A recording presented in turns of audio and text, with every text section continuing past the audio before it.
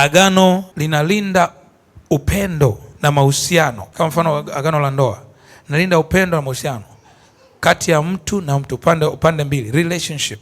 It protect the relationship. Yaani mahusiano yenu yanalindwa kupitia hilo agano, kwamba you cannot do something bad kwa mwenzako kwa sababu ya ile agano. Utampenda na kumthamini kwa sababu ya hilo agano. Ndivyo ambavyo Mungu alivyo, akamtoa mwanawe pekee. Kwa hilo agano anatupenda, akamtoa mwanawe kwa agano la damu ya Yesu, ili tu awini upendo, ili yeye apendwe, tumpende na yeye atupende. Akatupenda upeo, akaona itoshi, akaingia agano la damu ya Yesu na kumtoa mwanawe kwa ishara agano, ili tu upendo kati ya wewe na Mungu uthibitike. Je, wewe unampenda Mungu? Agano huwa lina protect business transaction. Hiyo ni kwenye biashara transaction, na facilitate business transaction.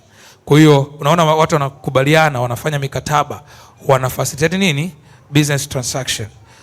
Wana facilitate masuala ya uuzaji au ununuaji au jambo fulani kutokea la kibiashara.